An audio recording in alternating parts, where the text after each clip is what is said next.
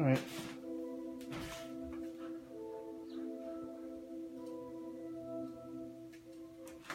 I'm going to continue with this Meadow painting a little bit. Just checking to make sure you can see. All right, something I want to do is add kind of light coming through the top. It's going to be a combination of whites and light blues. Why don't I use, I don't know if you can see, I've got a selection of brushes. Here, I'll just show you. Over here, and tilt it down.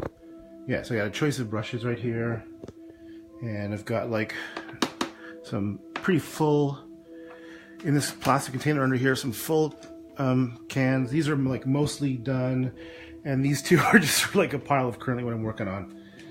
All right, let me get back up.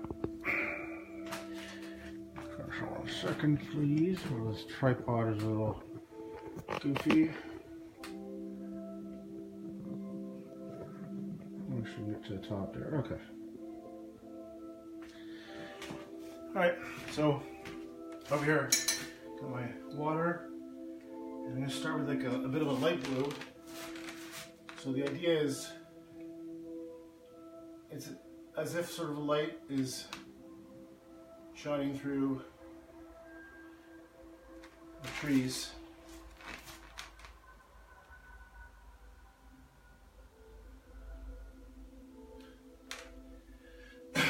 The idea of painting negative space.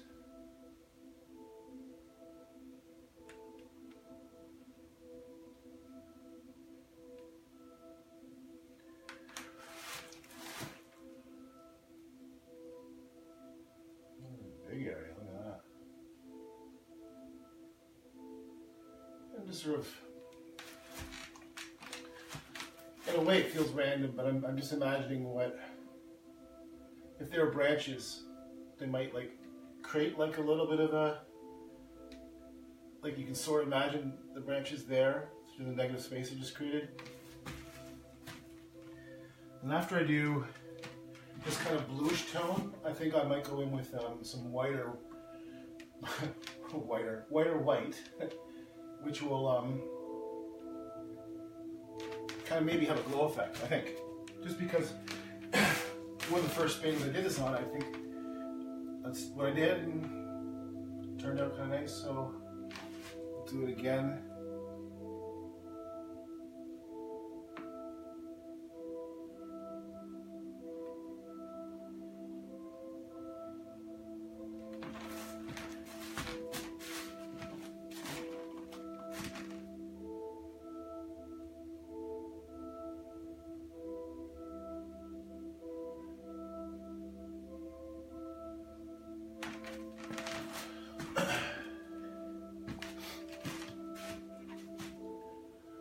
Here's a quick funny story. I was just outside about 15 minutes ago, and one of my neighbors, we're just on the other side of the fence, we're walking by, and a little kid was playing with my dog Nugget, and he's like, yeah, I don't know, maybe 5 years old, little red-headed little kid. He puts up to me and goes, "Why are you so fat?" That was great, and it just reminds me, I think maybe that's my maybe that's the cue that I need to get my ass back in shape, because I am definitely overweight. I have a scale. I don't know.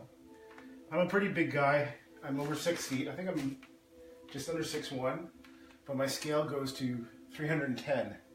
After that, it gives an error. So I'm still in the error stage. I have no idea how much I weigh.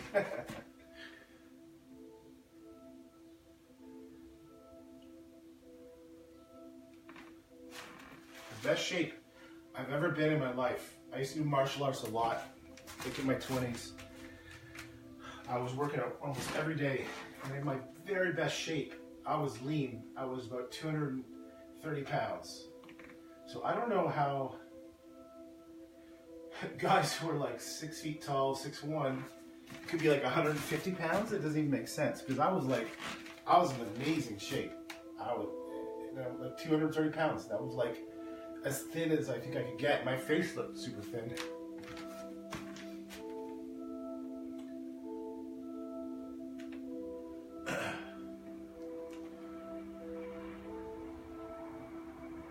realize I've been doing it sort of a little bit too pattern-like. I'm going to try breaking it up a little bit.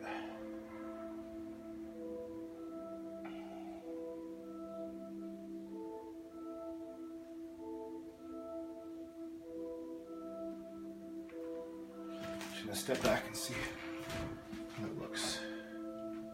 Looks okay. Still looks too repetitive, doesn't it?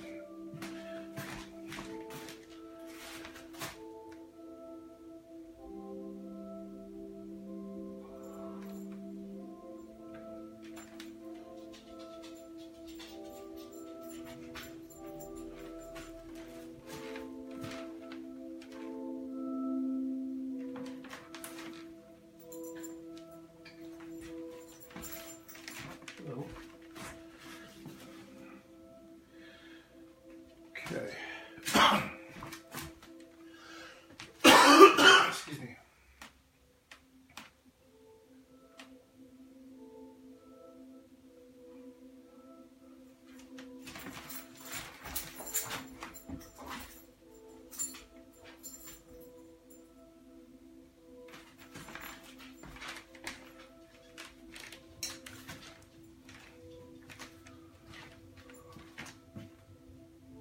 Maybe I'll make it so it's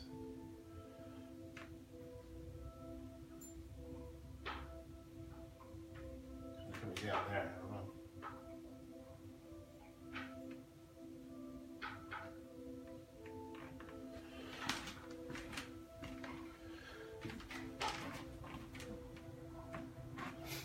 Okay, so now I'm going to go with some white and check this out.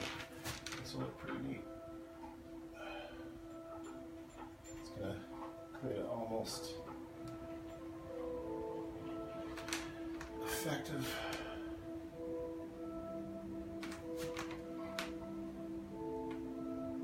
No, I think that's the reason why I like painting rough. I could totally do photorealistic stuff, you know, like I only got on Instagram recently, maybe last year.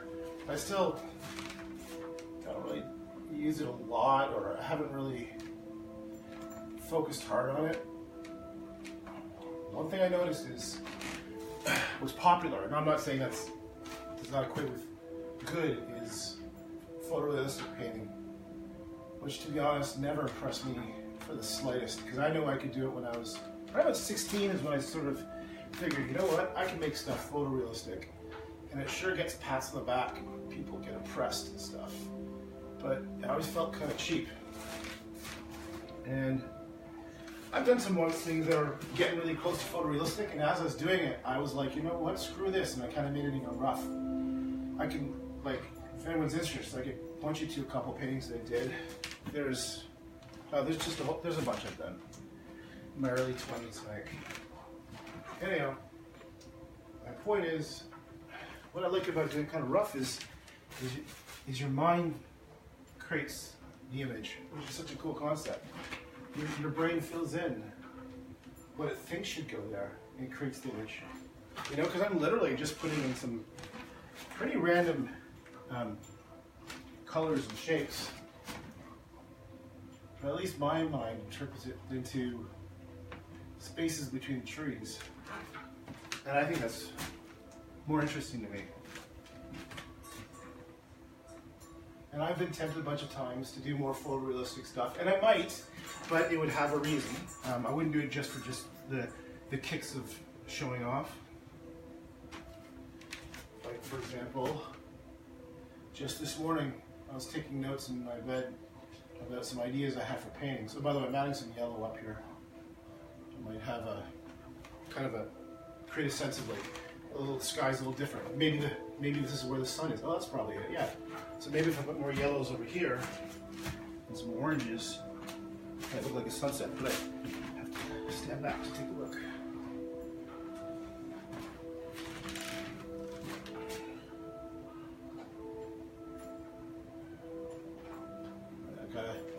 Just gotta concentrate for a minute here and shut the hell up.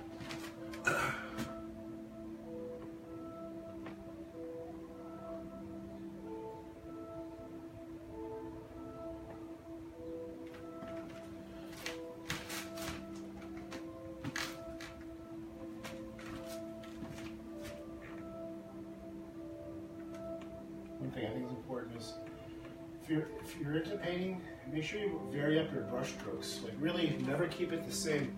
I learned that probably from Van Gogh. His stuff looks fairly uniform because like his brush strokes are so recognizable.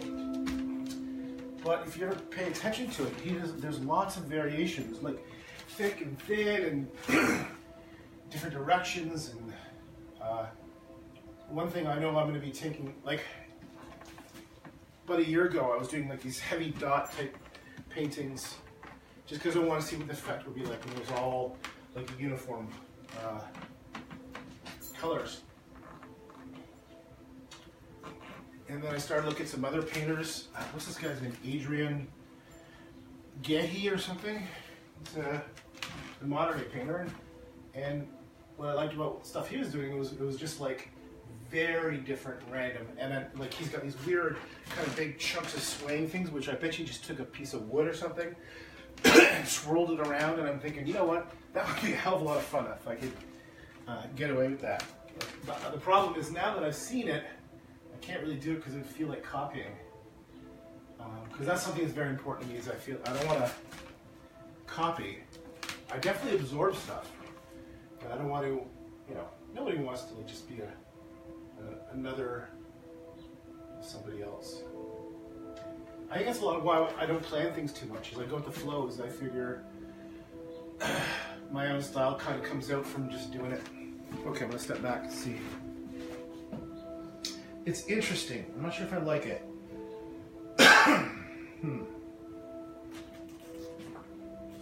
Yeah, I'm not sure if that is working for me that well. Well, I'm gonna have to go back another time and get some more.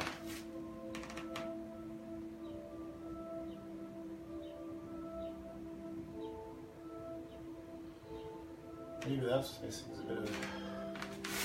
That could be lower, maybe.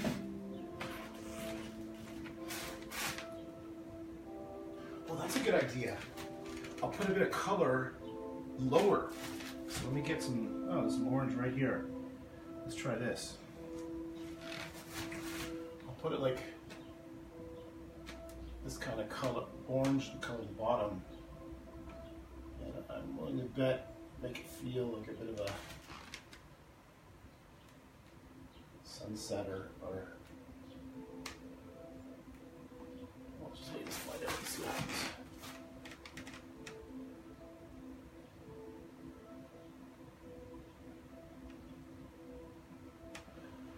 So you can tell I'm burning up the brush strokes here for anyone who gives a shit. Either like vertical lines as if the sun is like, you know, near the bottom. Where the trees are, it's mostly branches. That's right, just trunks. And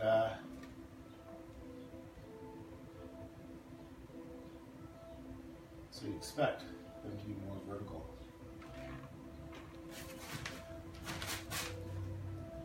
And let's go really orange over here.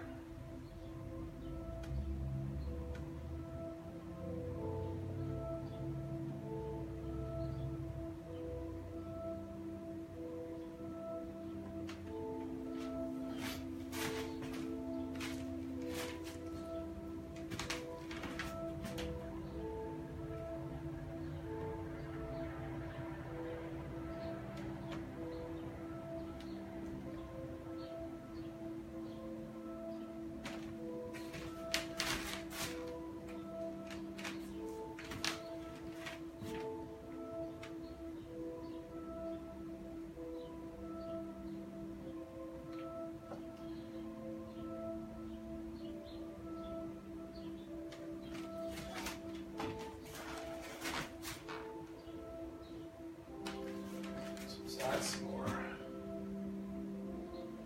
strong colors.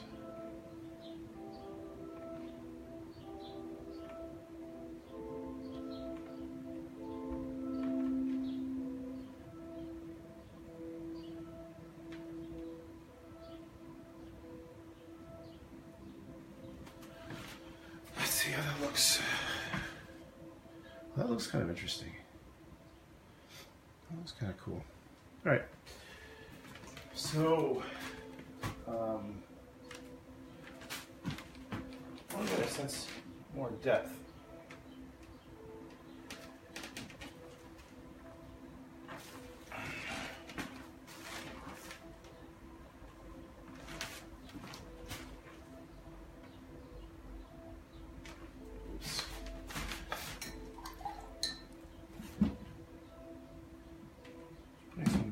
Down.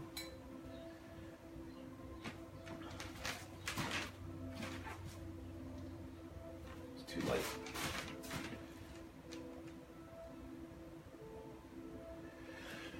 Probably can't see from that far away, but it's the feeling like it's too horizontal here, so I'm going to add too vertical.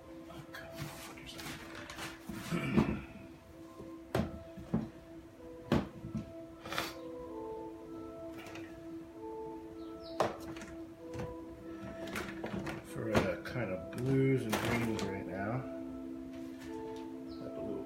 That blue, I'm going to mix with this green, and the combination of the white already on the paintbrush, I predict it's going to create a new color. It's going to work what I want. There you go.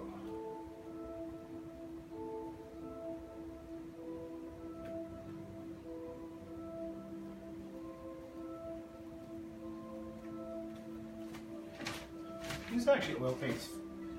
They're kind of drying fast, actually. The reason why I don't like acrylics is because they dry too fast, and I don't think you get vibrant colors from acrylics as much, as easily. One of the main benefits of oils, like I said, is you can come back days and days later and work on stuff. So it's been, I think it's been a couple days. I can't remember since I worked on this one. Maybe 2 days, and already some of the lighter paint is already drying up.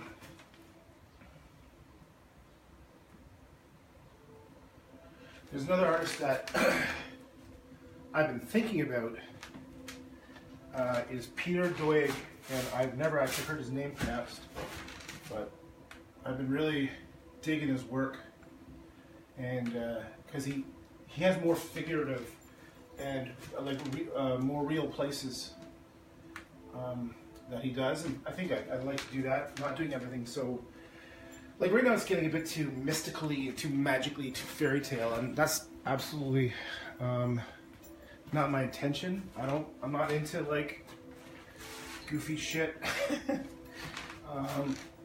So sorry, but I want to do something that has a bit, that sort of just hit you at like an emotional level, like a, yeah. And so I think just because we're human, we're drawn to characters and scenes. Landscapes definitely bring you in. But yeah, okay. So I get these flowers, and I don't know why it's bugging me. So I'm gonna just make it a little bit more uncertain.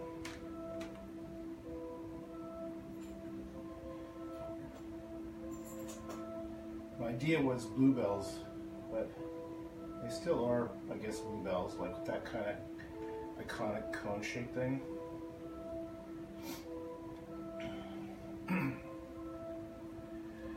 What I do like to do is with big paintings is actually have really small little fine details, so that whoever appreciates it, I mean, it's the kind of stuff I appreciate, is you can go in, you can see, oh, you know what, it's not just a bunch of splotches of paint splashed around. Someone had some intention of doing something. Like, look at here, this cute little bush. And I'm doing these, this color here is going to fade a bit because it's got a bit of water, but it's mimicking that stuff up there. Like even on the very edge of the painting, I'll go in and do these little tiny strokes.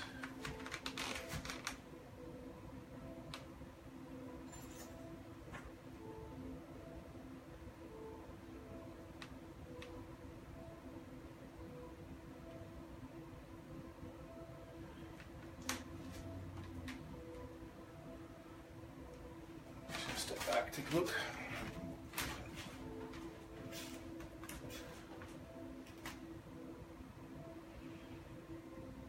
What the hell should I do next?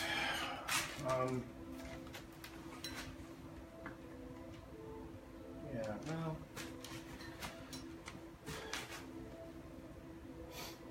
I made a tragic mistake. I don't have a coffee with me. And I feel a little bad of leaving the 1 or 2 people that are watching this while I go make a coffee.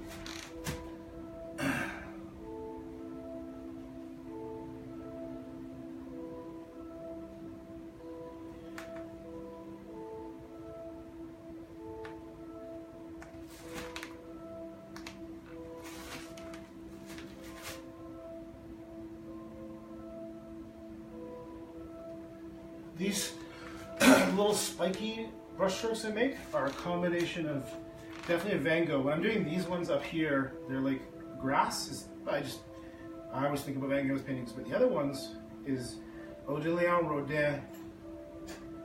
And again, I don't think I've ever heard anyone pronounce his name, so I have it wrong. But he had some cool little patterns and stuff, so I kind of steal his ideas. Like right now I'm doing these little spikes in different colors, and I guess that's where the mystical and magically part of some of the effects I've created come from, is that guy Odilon Rodin. And so I recommend checking stuff out. It's really very unique and has this kind of like strange, is opulescence a word? Effervescent. You know what I'm talking about?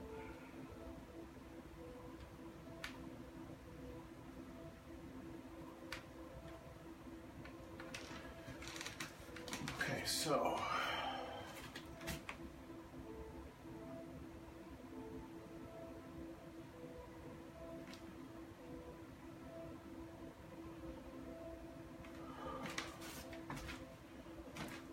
pussy here. What to do?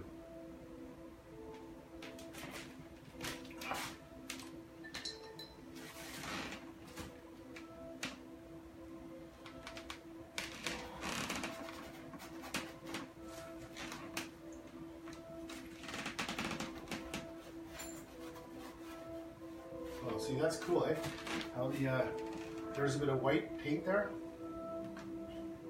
And it came through because it was still wet. So where these little drips go to?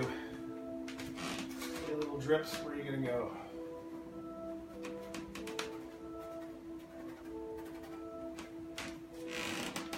Gotcha.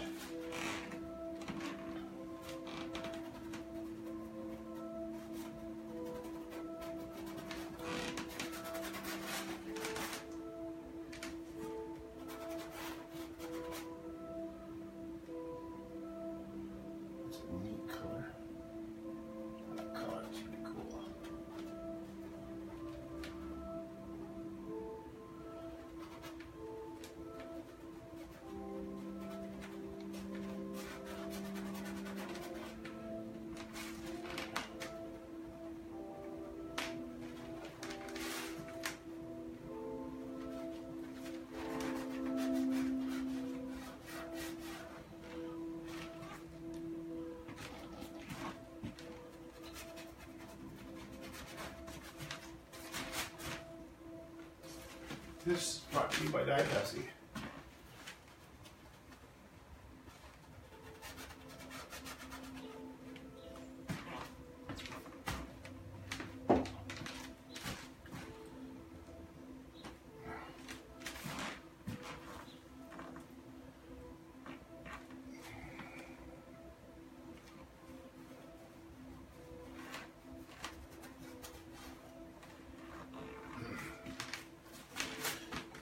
Hey, it's kind of like giving me a bit of a Monet's water lily colors here. Isn't that nice? That kind of red, green, blue. I like it.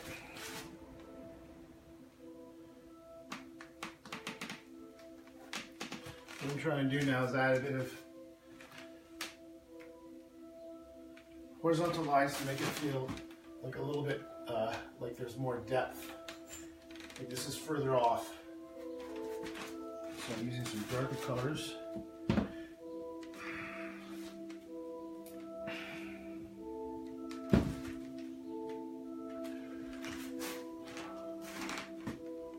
I'll put some dark blues here.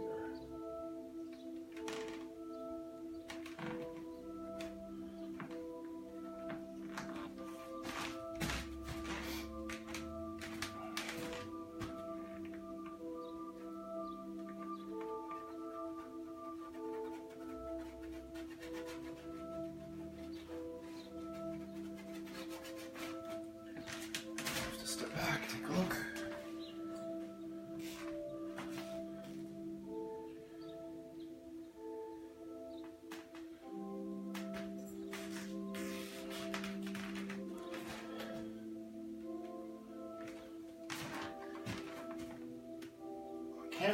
I can't read what people are typing because this tripod is in front of my phone. It says something, and my eyes suck. Oh my god, my eyes suck. Jackie saying my favorite quote, never, my favorite quote, never judge someone for mispronouncing a word. It means they learned it reading, and that's something to be commended. Yeah, that's pretty cool. Commended for reading. I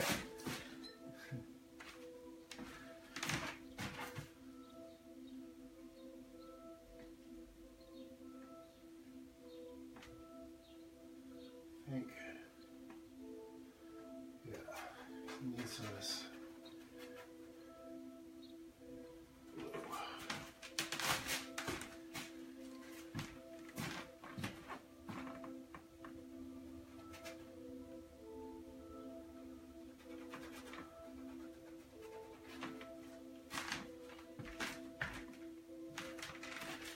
Now, although I love these little lines I made, I gotta cover them up. Sorry, I need to make it. Oh shit, it's too late. I need a bit more depth happening here. Need a bit more darkness.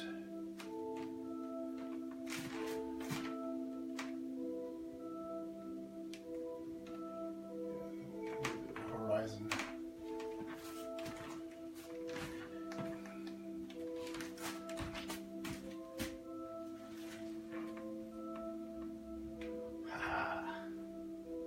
That's what I love about painting, is that you can't really make a mistake. You know? Who's gonna say that it's not supposed to be there? That's what I loved about doing this. Is you can just do stuff. It doesn't matter. Only all of life was like that.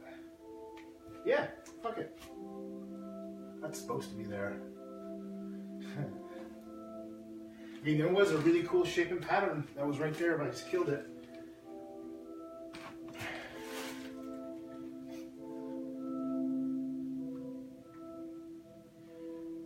Only time I ever like have screw ups is when I stop and I start thinking about it too much. That stuff happens when I just go with the flow. Right now, I'm just gonna put these in here. Why not? Who gives a shit? Just do it.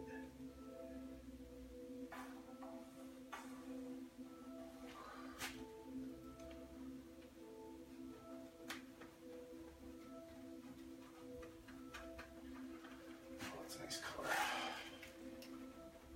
That's a nice color.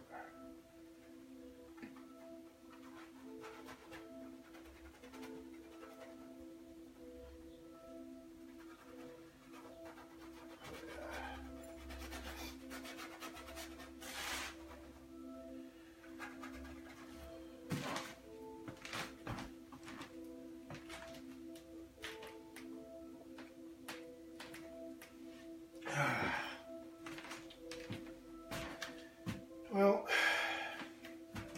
I kind of feel like taking a break from this big painting.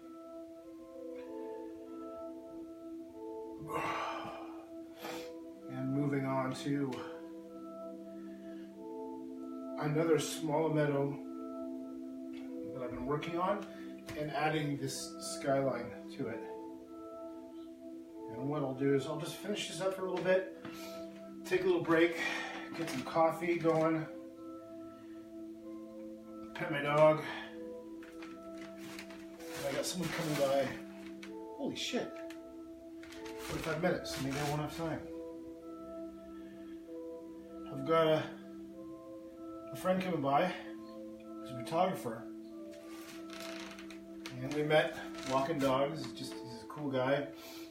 And he's going to give me some tips on taking pictures of these paintings, because I got a really good camera, really high megapixel camera for capturing details, because eventually one day I'm going to do glisse prints, and so people can buy prints, but haven't got around to that yet. And anyhow, I spent so much time experimenting because I want the photograph to look as close to the painting as possible. So I've got like studio lights, and I've tried indoor, outdoor, playing with all the ISO settings, and I happen to be very experienced in Photoshop because I've been making video games for 25 years, and I've used Photoshop for 25 years since the first version. So I can color correct, no problem in Photoshop, but I still find my camera, based on the settings I can get it to, sometimes makes them almost too vibrant. And so I actually have to reduce the saturation in Photoshop because it doesn't look as similar. I want it to be exactly the same as this, right? And of course, as you know, my screen settings could be different from somebody else's. So I've got like about 6 different computers, PCs, Macs, and everything that I can use, that I try testing them on afterwards on different light settings. But the main thing is he's going to come here and show me, and give me some tips. And I'm hoping I'll learn something.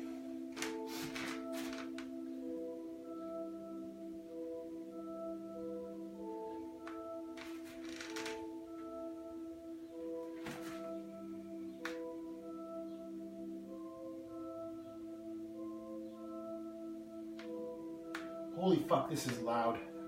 Wow. I've got tinnitus, ringing in the ears. And right now, it's like a goddamn fire truck screaming. It's very disturbing sometimes. Holy shit. Whew. I think that's why I like to do calm things. Because like, inside my head it's so insanely loud. Like unfortunately yesterday it was so loud I had to stay in bed for quite a few hours just because it was debilitating. I couldn't think, I couldn't move, and I couldn't escape this very loud noise.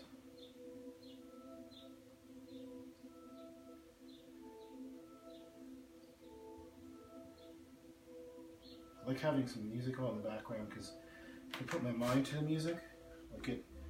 That's the only option I have really left to me. Oh, I am signed up for some experimental therapy, which I hope I'll be a guinea pig if I get accepted. I think it's in Boston. This is kind of like, I gotta read more about it, but I'm pretty sure it's like a special type of ultrasound technology, and I would literally be a guinea pig in an experiment. But believe me, I've tried everything, and I have mine is not due to like loud noises. I got diagnosed with an inoperable brain tumor that's right on my auditory nerve, so they can't cut it out, unfortunately.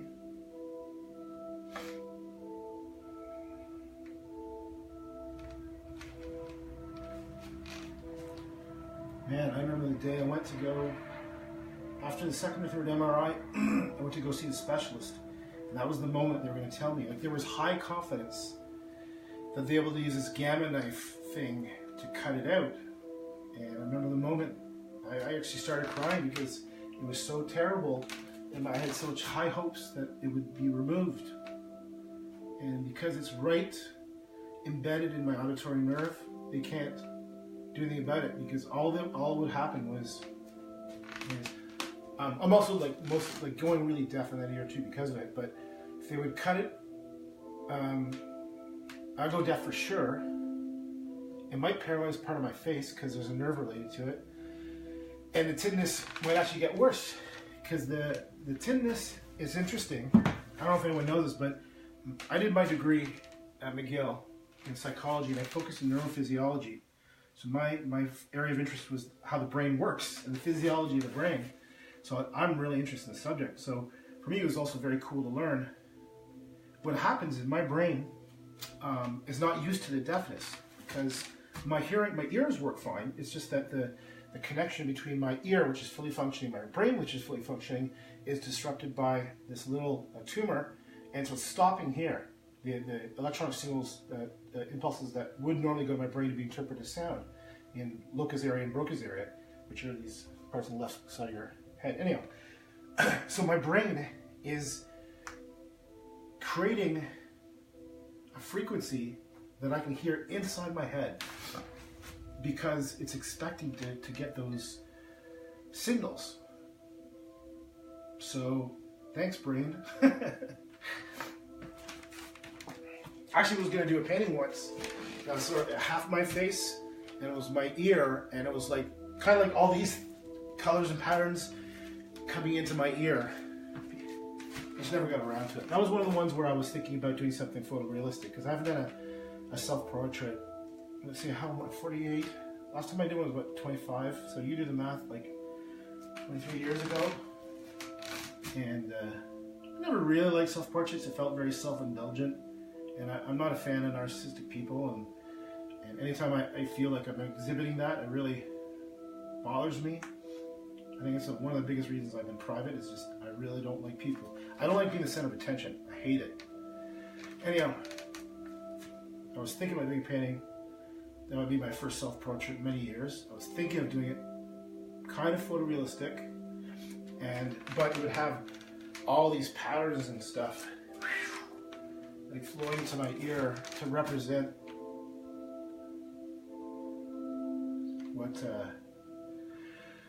what I experience.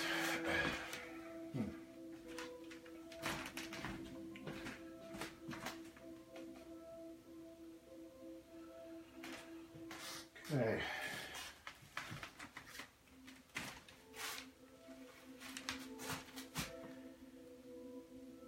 Yellow and blue is always nice. Ooh, but not right there.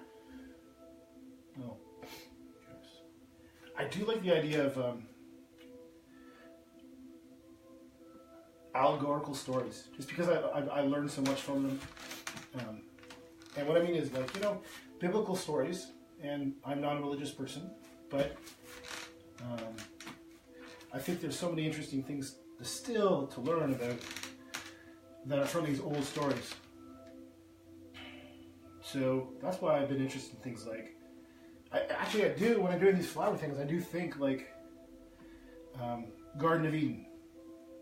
What is the most beautiful place that there could exist? And that's kind of what I'm thinking of when I'm often doing these kind of flower arrangements. I'm just thinking, like, what is beauty? Like, what is why do we think it's beautiful? And there's no cohesive thought there. It's just a series of ideas that are floating around. This is what goes on in my head all the time, is just these thoughts, nothing super profound, nothing anyone hasn't thought of before.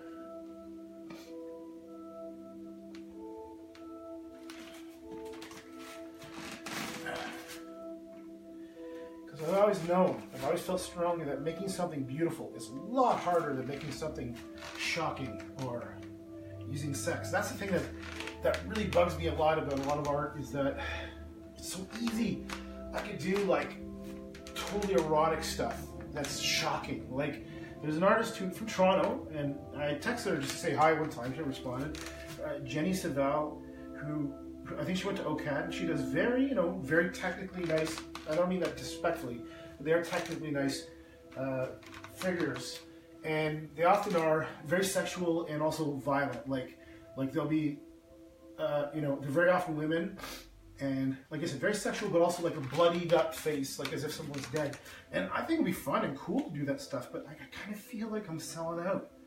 I feel like it's easy. It's too easy, and it tricks fucking hipster, pretentious art people that it's somehow this edginess is real, you know.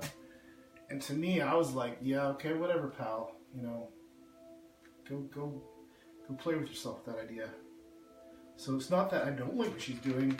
It's that I feel that the people who are giving so much praise to it, you know, well, maybe I'm jealous too that it, you know, yeah, there's some jealousy I have to admit on my part. But anyhow, my point is that trying to make something beautiful, I think, is much more difficult. Like I could easily put like an aborted fetus with some body parts, you know, and stuff, and you know, it'll get attention. It'll be shocking, and maybe I will one day. Maybe I'll change my mind, and I will do that. But for the vast majority of my life, I've decided to go to the root of, I already know the world is shit. I already know life is hard. My life is hard as fuck, but I don't talk about it. And I will myself to make something better. Maybe someone will appreciate it, maybe they won't, but that's all I'm going to say about that.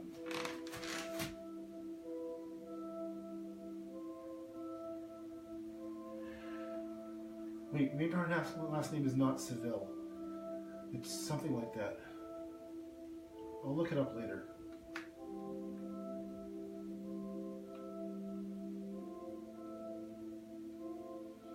I have to remind myself what my own motivations are sometimes. Because it can get seductive to be... You know, one of the things, I got so much praise when I was very, very young for this stuff I was doing. And I did go to art school for a year, and I realized it was a joke. And most of the professors all told me, you know what, you should be in your master's, in your last year of your master's, not in your first year. And I agreed with them. They give me scholarships to come back, but I left art school because it was such a waste of my time. You know, and I realized the only thing actually at art school I learned some cool stuff like printmaking. I've never done printmaking before, so I did intaglio. Oh shit, that's not true. In high school, I did intaglio, which is where there's this thin layer of wax on top of a metal zinc plate. So I did that in high school, but at art school, I did woodblock carving. I think that's what it was. No, it was leather. It was like this leather carving, and I did 2 prints. And they're actually pretty funny. One is of my roommate, mixed in with some paintings by, I think it's Marguerite, called The Nightmare. So there's this horse and this other thing on the way. And the other one is my aunt. And it's not very flattering because it also has this extremely obese woman. And I forget what the other thing. And I have a story behind the whole thing. I'll tell it some other time, I guess. But the other thing in art school that I really enjoyed was doing foundry work. So I got to do a bronze casting, and that was cool. And they taught me how to weld. I mean, let's just say 1 or 2 days of welding, but stuff I didn't know. So like, you know, how to do a weld between metal and it's artwork really, metal work. What I mean is like it takes a great deal of skill to do that stuff right. So I did learn some things. The biggest lesson I learned was I didn't need to go to art school. And the other lesson was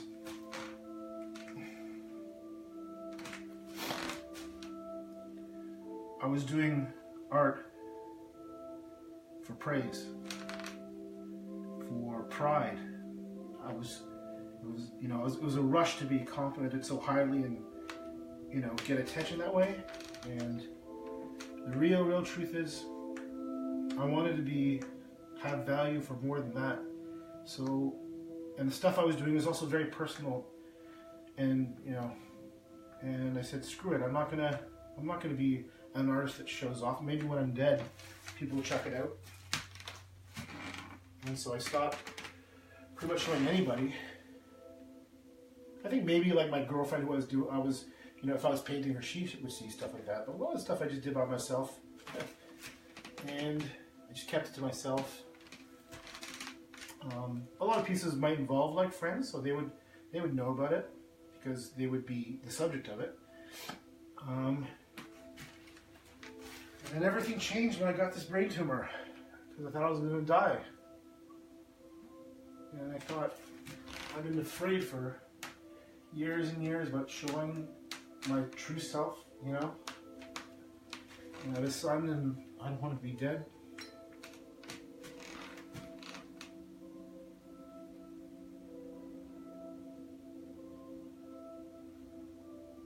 What is that?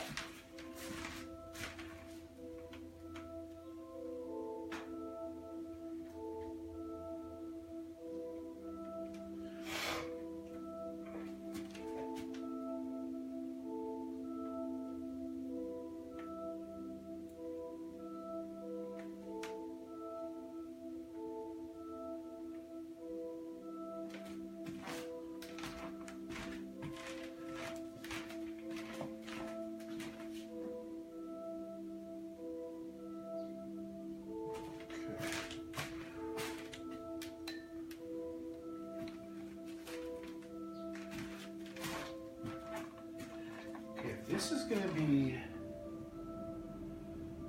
grass and dark. What the hell is this? What are these things?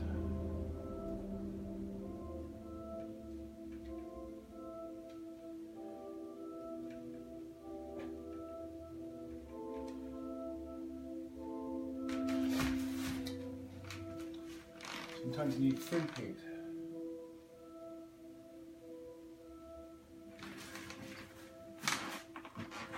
Maybe, okay, that is it.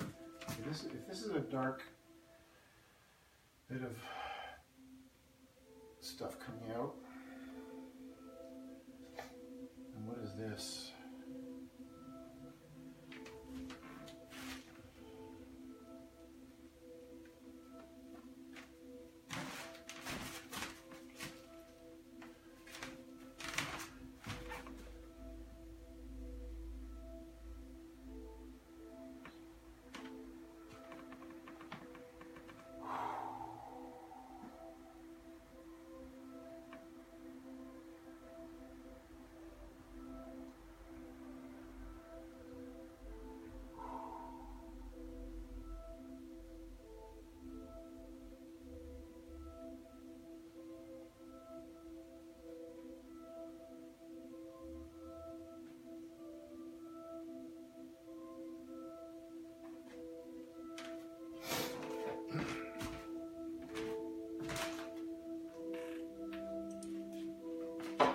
I can't say I like that yet.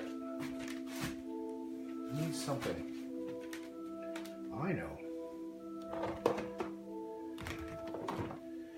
Oh, that is such a nice purple. Look at that. That is like the best purple there ever was.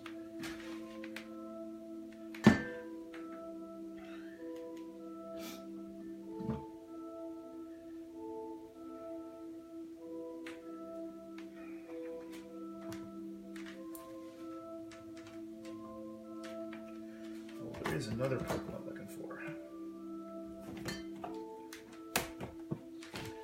Can't find it. Let's just do something over here.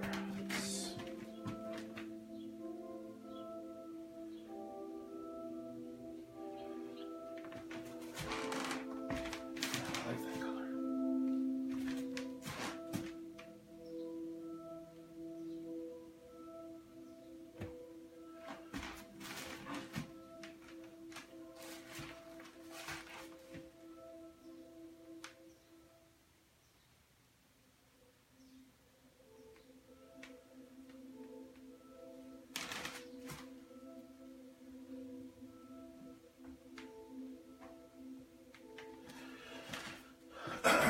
So what I'm doing is I'm varying up the brush strokes a bit.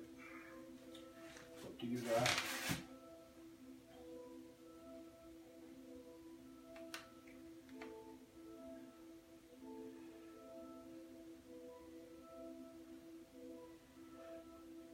I've been realizing I've been trying to be too perfect with my brush strokes, and now I'm purposely just being a little rough. Yeah, it's just.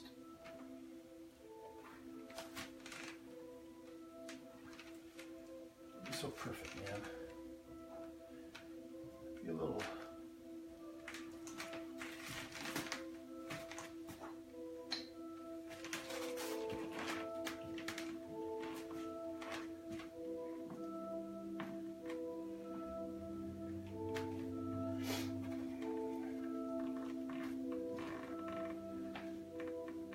I'm addicted to this Hans Zimmer.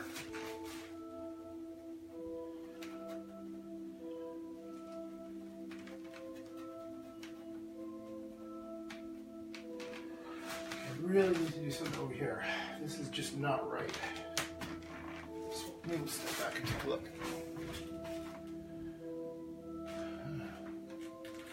I know, I'm gonna take a break. I'll just zoom in and show you some stuff I've just done while you're watching. Okay. Rotate your phone. Screw you, rotate your phone. Okay. So I went in and I added those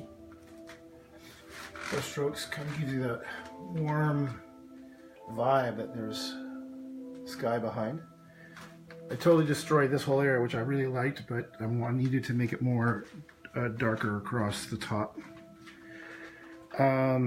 What else did I do? I've been working on this area. These flowers, making them a little less perfect. And, oh, I went in here. Check out these colors. Isn't that nice? There's a bit of shine coming in, but...